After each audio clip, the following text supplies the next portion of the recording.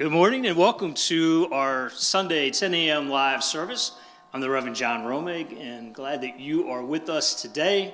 And we are also thankful to have our praise team back with us today. We had some sickness last week and some COVID precautions, but here we are. And we also have a guy, a drummer who's filling in for Mike today, Kiffy.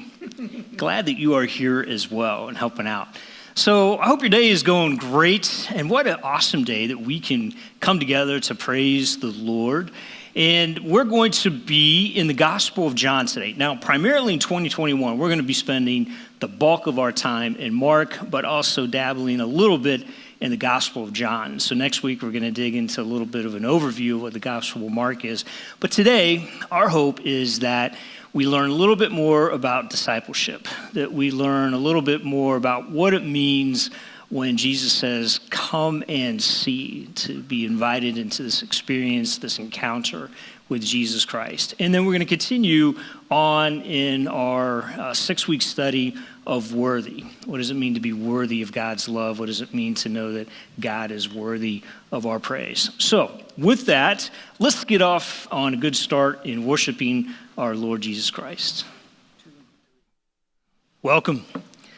So my friends, hopefully you have your Bible out. I'm the Reverend John Romig, and let's get into today's message. We are in the Gospel of John, and this Sunday and then next Sunday are we're going to be studying some passages these 2 Sundays where Jesus is calling disciples, which is interesting because as Jesus calls his disciples, that call echoes throughout history and on to the present day, and will continue to echo on into eternity where Jesus, God incarnate, chooses to involve us in bringing about the kingdom of God. And so as we learn how Jesus begins his encounters and his calling of the disciples, we can see the parallels and how we are also invited to have that same experience with Jesus Christ. So let's turn in the Gospel of John to chapter 1, and we're going to be in verses 43 through 51.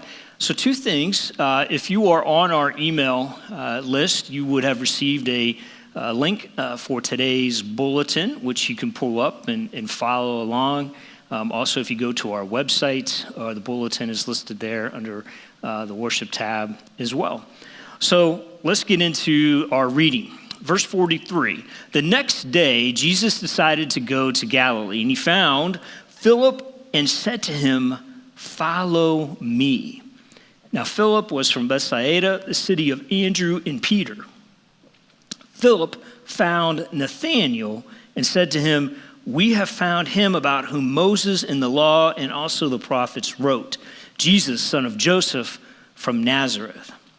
And Nathanael said to him, "Can anything good come out of Nazareth?" And Philip said to him, "Come and see." When Jesus saw Nathanael coming toward him, he said of him, "Here is truly an Israelite in whom there is no deceit."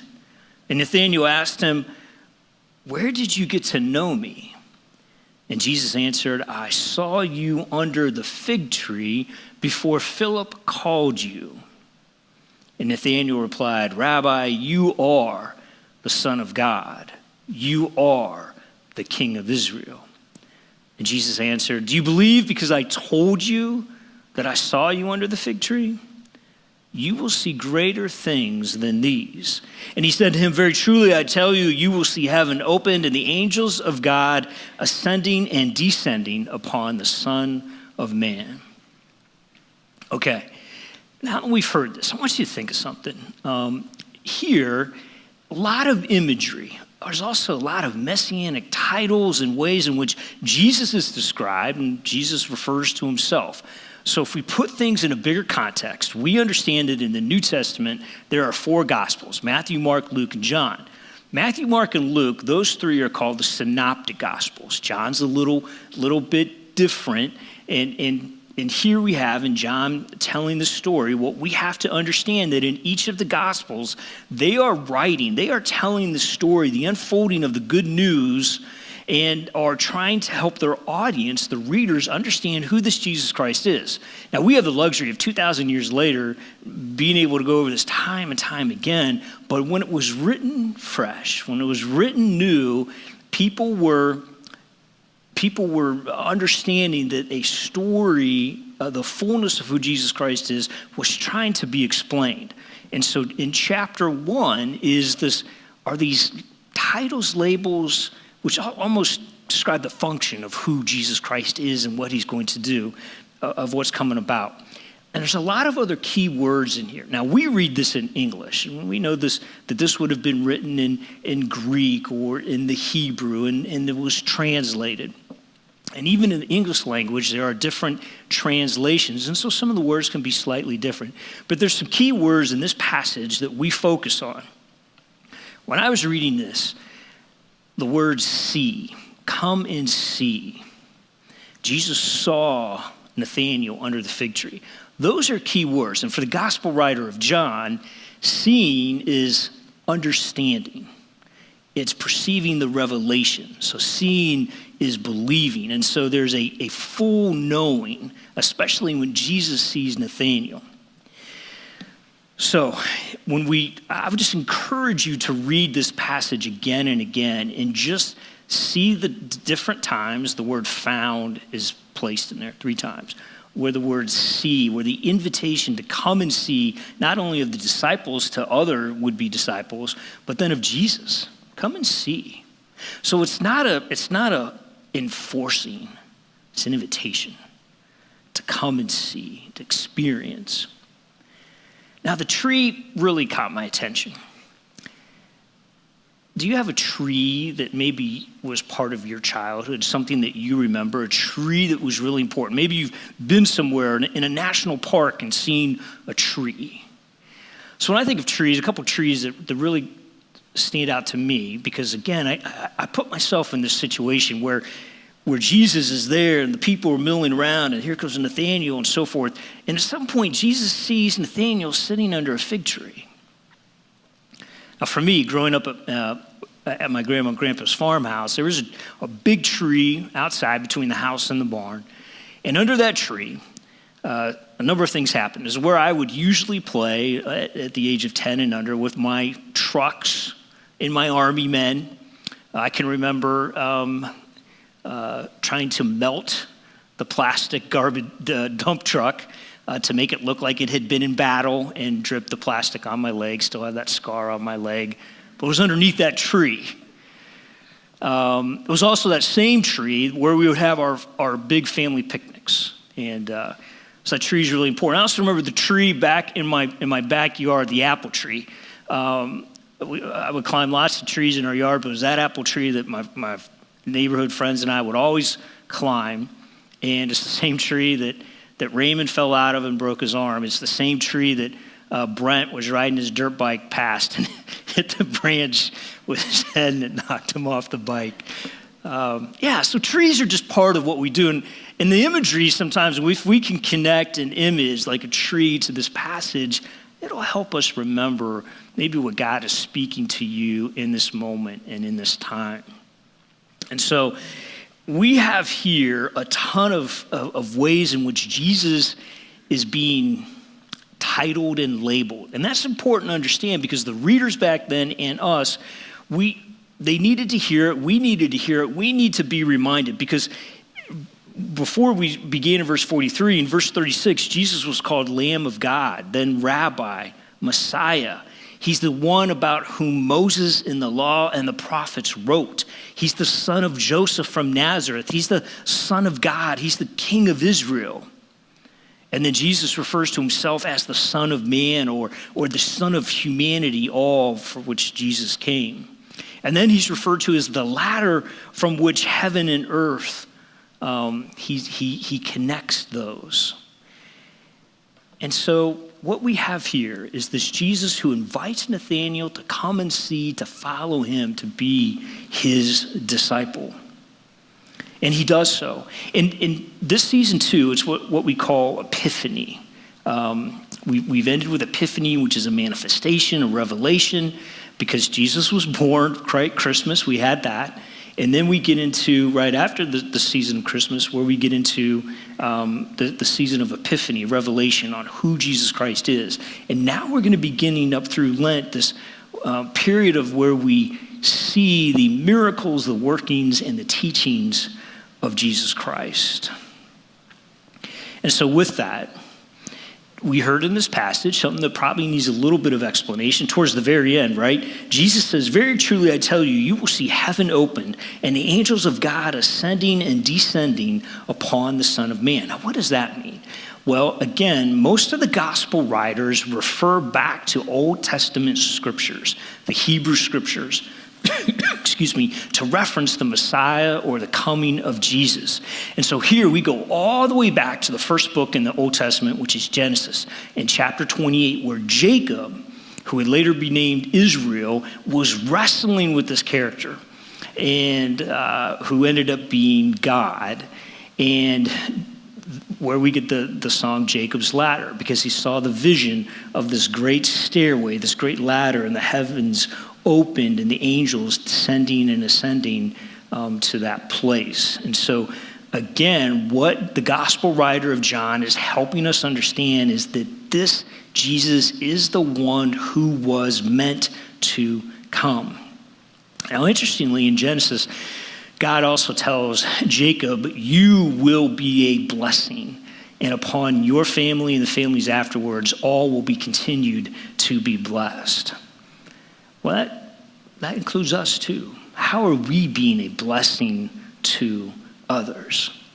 Because you see, this Jesus who's labeled here is really a connection for us to the finite and to the infinite, to the temporary, to the eternal, from what we know here on earth to the divine, to the heavens. This is Jesus, the one whom calls us.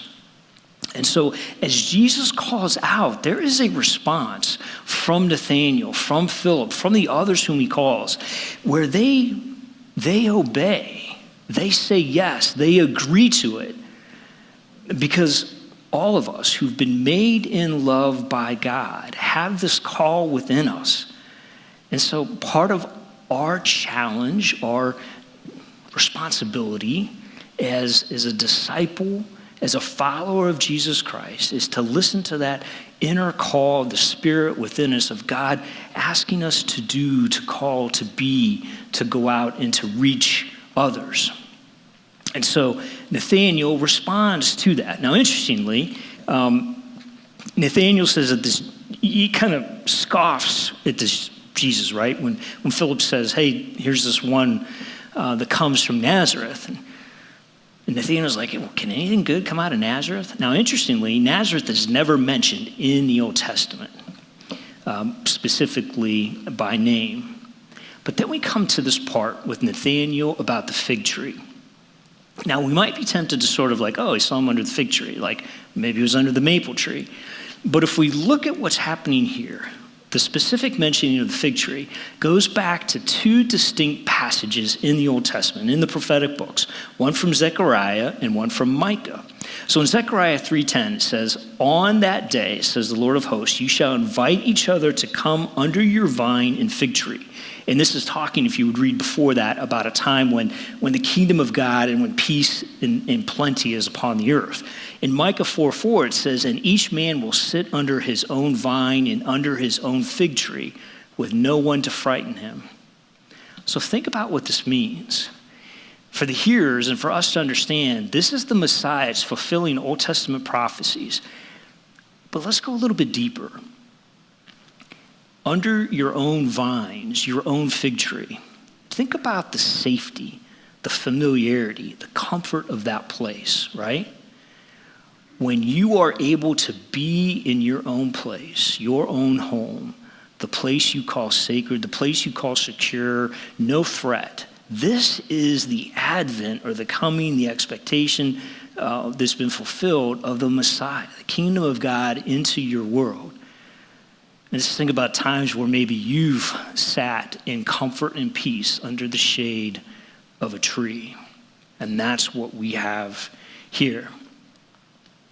So we then go into this language of come and see. And this is really something that speaks to me, this invitation. Jesus keeps saying, come and see. Come and see. And the questions that people have about who this Jesus is answered in their experience of following Jesus. The questions, doubts, challenges, unsureness they have about following Jesus Christ is answered in their experience of being with Jesus.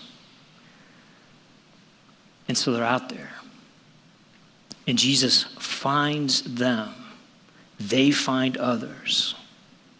And so Jesus invites us to this experience, this relationship, this journey, one in which we have to experience each one of us for ourselves.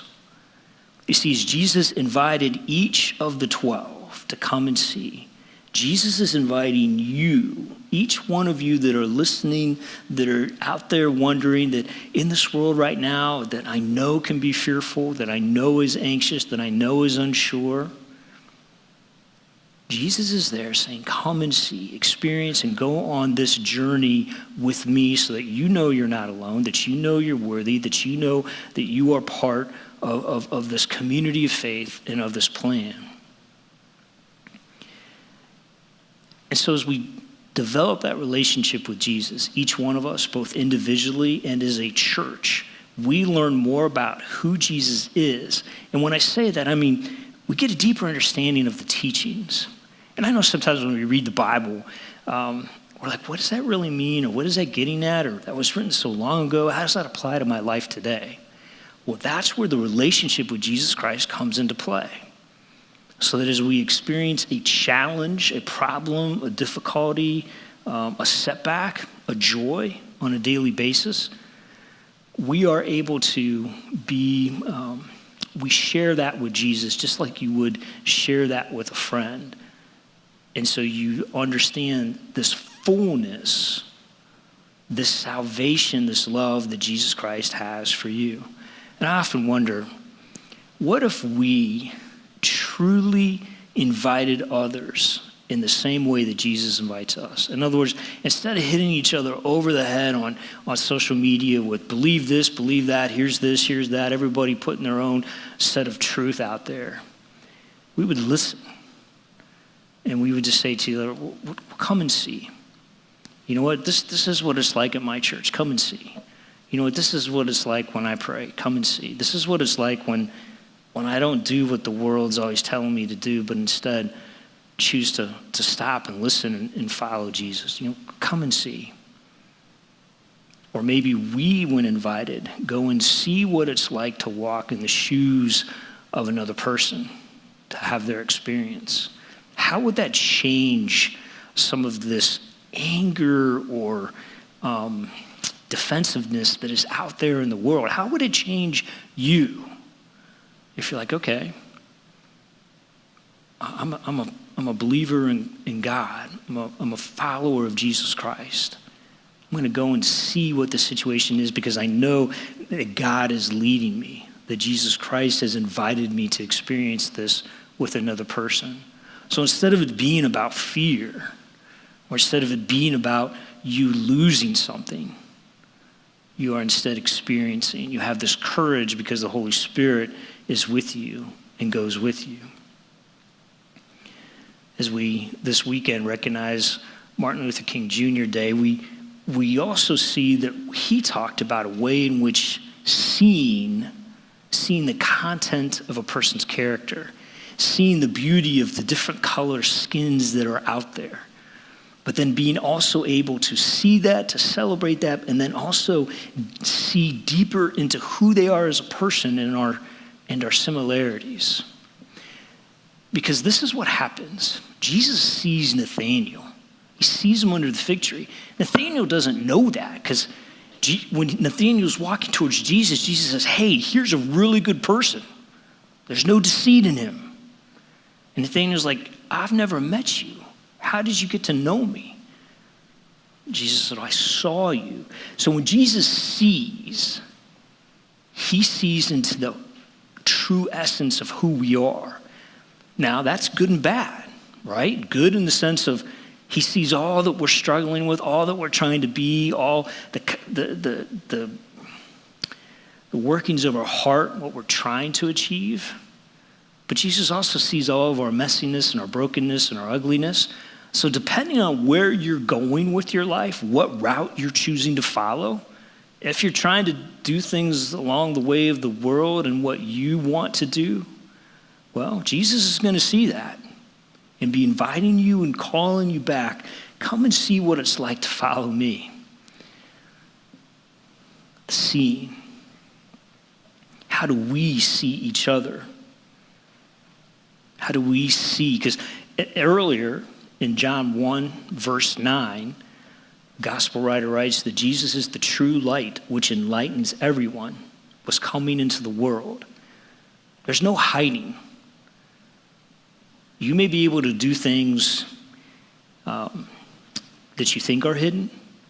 You may be able to do things that you think no one knows about, but Jesus knows it. Jesus sees it. And Jesus is inviting you to step away from that, to repent, to turn, and to follow him. Now, Jesus answered Nathanael, because when Nathanael said to him, if we look back at verse 49, Nathanael says, Rabbi, you are the Son of God. You are the King of Israel. And Jesus says, do you believe because I told you I saw you under the fig tree? You will see even greater things. I think this gets to all of us who believe because we get a prayer answered, right? Like God, if you just do this to me, I'll always believe. If you just do this, I'll go to church from now on, right? We always put these conditions out there. Or like, Jesus, if you do this in my life, okay. We put these conditions out there for our belief or our love of Christ when God never puts those conditions out there. God says, you are worthy, you are loving, you are lovable because I've made you and you are mine. And so I think we need to wrestle with this a little bit. Like, again, when we get mad at God because life's not going our way or we think unfair things are happening to us, maybe you have stepped away from the church or God because of what has happened in your life. Because Jesus is asking, Jesus who sees what's the essence in our heart says, do you believe because I saw you? In other words, do you believe because I did something for you? Do you believe because I did a miracle in your life? Belief will always have a certain bit of doubt with us, right? We know, we believe, but we won't fully know until we are in the eternal presence of God. But we have to wrestle with this, because what we try to do here at the Gender Road Christian Church is work on the foundations of our faith, kind of getting to the basics of understanding of what it means to be a disciple. Being a disciple or a follower, a believer in Jesus Christ isn't just when times are good or when you feel like you're getting all your prayers answered. Being a follower of Christ is meaning that every day you're making that decision to follow, to believe, to trust, to pray, to give, to love, to work on serving others. Like your love in Christ will manifest itself in work and love towards others. And sometimes you're going to have bad days and bad things are going to happen and death will occur in your family and with your friends and things that we don't want to happen will happen. It is false teachings and a misguided understanding of who Jesus Christ is to think that only good things will happen to you as a believer in Jesus Christ. And so what we do is we try to understand here again that by following, by seeing, by responding to this invitation, we learn more and more about who Jesus Christ is in our life in all of these situations. Now, there was a term in here that was used 3 times, found. The disciples found each other, and Jesus found them. That is a calling, a responsibility of ourselves as well. we are to find, just as Jesus found us and the disciples found each other, we are to find others. We are to be about the work of the kingdom, the work of the reign of God, the work of Jesus Christ here on this earth. And that means that we have to find others and be willing to share this good news. It was Aristotle and St. Augustine who talked about friendships. That friendships help us to be wise. That friendships can help us to be virtuous and can help us on our way to understanding the love of God. And so we can talk about our faith. We can find our friends and invite them to come and see what it's like to be a believer in Jesus Christ.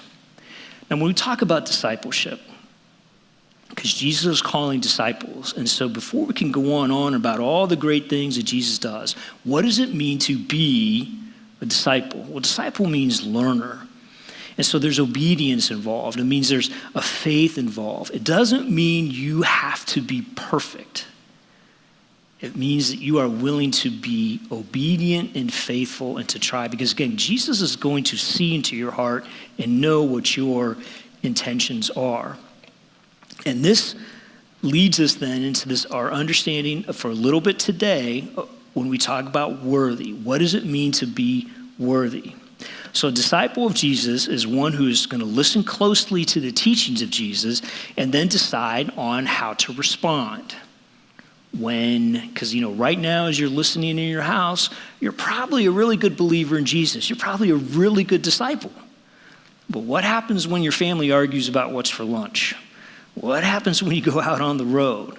Or you got to go shopping? Or you start dealing with emails from work, right? That's when we, as a disciple, learn how to put our faith into action and respond.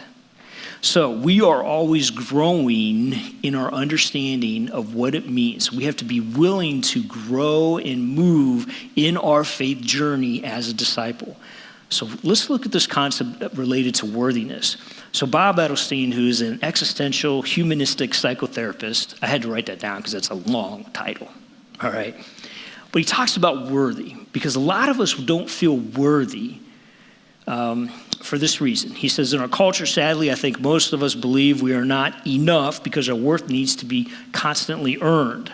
There is a continual striving to do more, to achieve more, and to acquire more. If we do this, it will somehow make us worthy.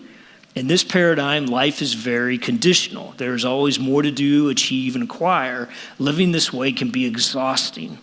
Most of us live with some level of shame because we will never measure up. We pursue external identity markers that we think are important in order for us to be worthy. So if you're only as good as your last task, achievement, or acquisition, the striving for the next thing to do, achieve, or acquire must take over. There's no end in sight. It makes it impossible to feel good about yourself in an ongoing way, and this can lead to a life of internal anxiety if you never feel you are enough. I think we all have felt that way. And I think it's important to bring up this related to this sort of command or the, we are to bear fruits as believers in Jesus Christ. And so what happens is we can get into this trap of thinking, well, I've always got to be perfect, or I've always got to be doing this for Christ, or as a Christian, if I'm not doing this, this, and this, and this, I'm not good enough. I'm not worthy of Christ. Because the Bible talks about live a life worthy of the salvation of Christ, or bear fruit worthy of your repentance. There is this. As we learn who Christ is in this relationship, our response in love is to love others. Our relationship with Christ always manifests itself in a loving action towards others. So it ceases to be a command. It ceases to be this onerous burden, but something that is outpouring from us.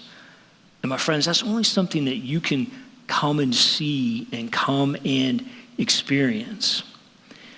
So individually and in the daily life of the church, how we live out these good works that we are to do and our knowledge of God will become evident in how we are loving others. And we'll talk about this in the following weeks, what happens is this grace and mercy that comes from God allows us to make a mistake, allows us to be imperfect. It's not permissive to continue to act in those ways, but to realize that there is a better way in which we can live our lives. And so, my friends, today in this reading from the Gospel of John, my hope is that you have a deeper understanding of what it means to be a disciple of Jesus Christ. This ongoing learning that we have, this freedom and okayness to know that you're invited to learn and begin a spiritual journey, and the importance of seeing, of being able to see deeper into someone, to invite them to come and see. So may you be able to go out and find others. Amen.